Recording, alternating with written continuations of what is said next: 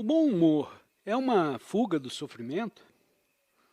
Antes de fazer uma pergunta, devia guardar silêncio por alguns instantes, refletindo, penetrando melhor o que acabou de dizer. Se desengatilha imediatamente uma pergunta, isso significa que nenhuma atenção deu ao assunto tratado.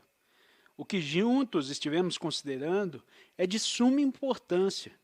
Não é uma coisa barata que se pode comprar para pôr fim ao sofrimento e depois dizer, muito bem, acabei com o sofrimento.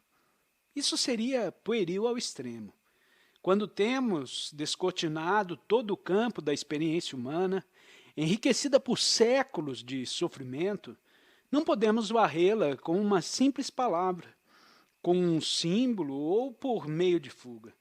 Para obter a resposta correta, deve fazer a pergunta correta. E só poderá fazê-la quando estiver verdadeiramente entranhado do problema, quando você estiver aberto a ele. E se sofremos não por nós, mas por outro? Antes de examinar essa pergunta, vamos considerar a anterior. O bom humor é uma fuga ao sofrimento? Se puder rir do seu sofrimento, isso é fuga?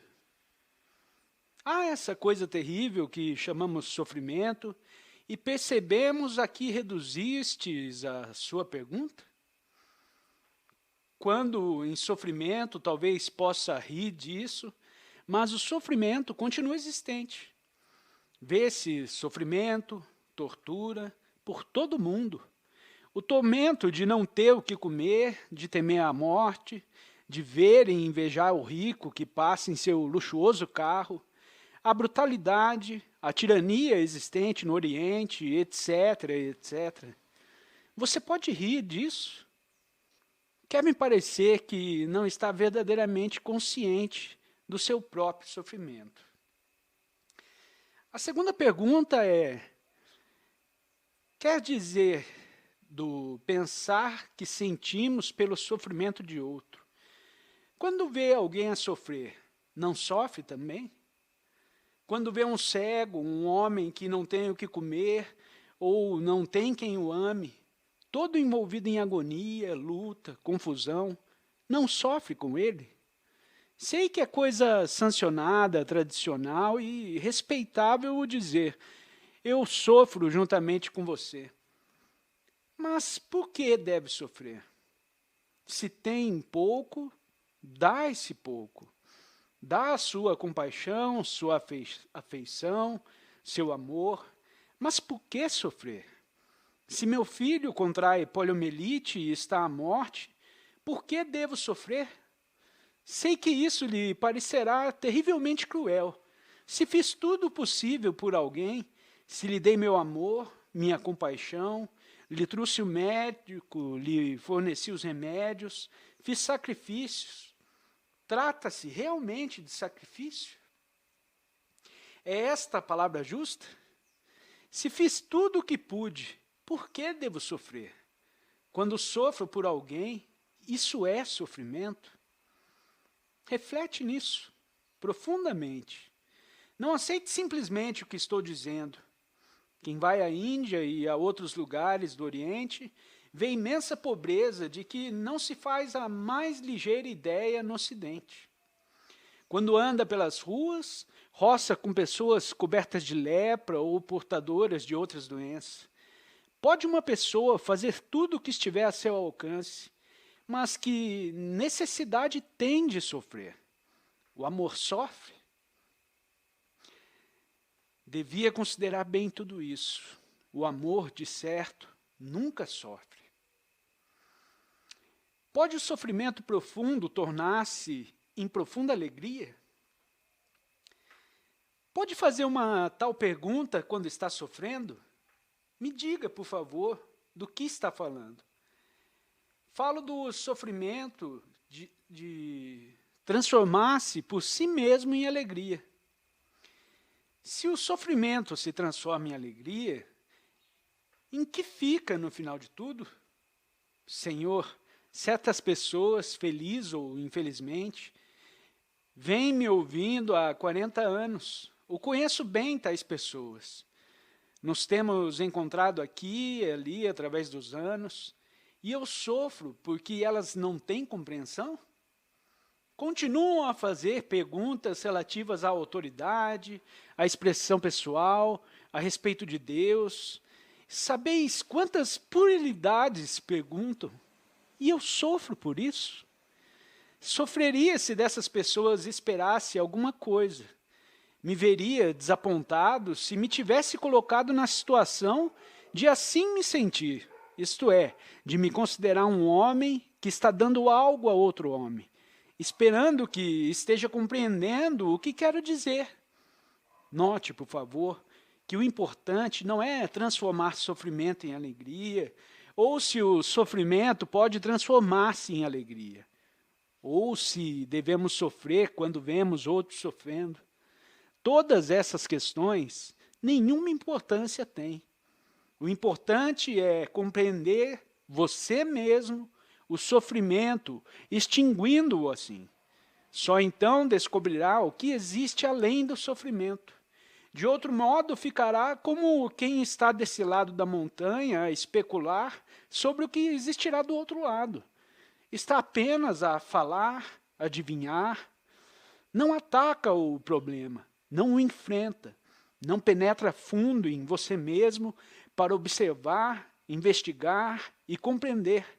E não o faz porque isso, em verdade, significaria que teria de abandonar muitas coisas, suas ideias favoritas, suas tradicionais e respeitáveis reações. A gente sofre com a impossibilidade de socorrer a outro. Se pode socorrer a alguém, material ou economicamente, você o faz e está acabado. Mas por que sofre se não pode fazer? Se você mesmo não resolve o problema básico, quem é você para socorrer alguém? Os sacerdotes em todo o mundo estão socorrendo os outros, e isso significa o quê?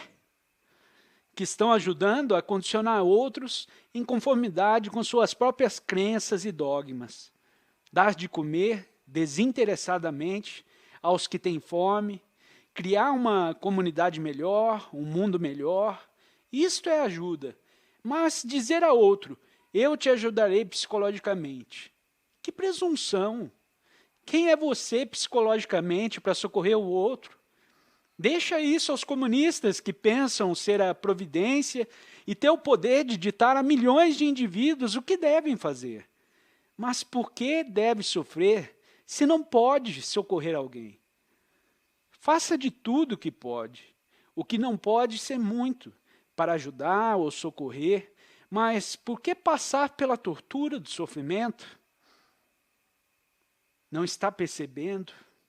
Não aprofundou de veras o problema real.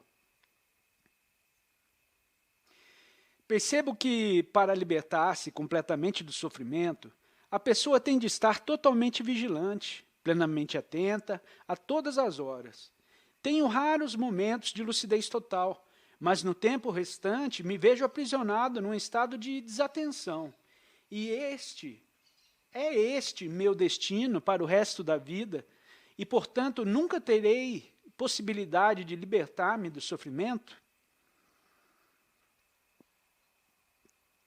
Como diz um interrogante, estar livre do sofrimento é estar totalmente atento. A atenção em si mesma é virtude, mas, infelizmente, não posso estar sempre atento.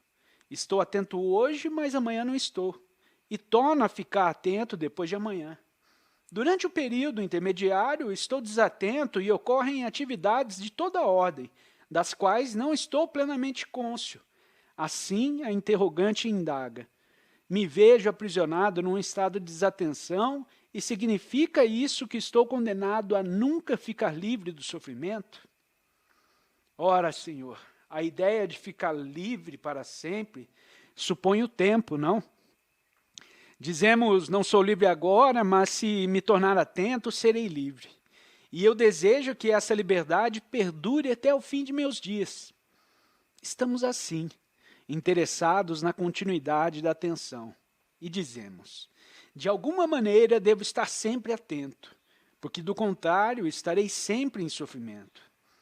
Desejamos que esse estado de atenção prossiga dia após dia. Bom, o que é que continua? O que é que tem continuidade? Não me responda, por favor. Escute apenas por alguns minutos e verá algo extraordinário. O que é que tem continuidade? Por certo, é quando eu penso numa coisa agradável ou dolorosa que ela tem continuidade. Compreende? Quando penso num prazer ou numa dor, meu pensar a respeito disso lhe dá continuidade.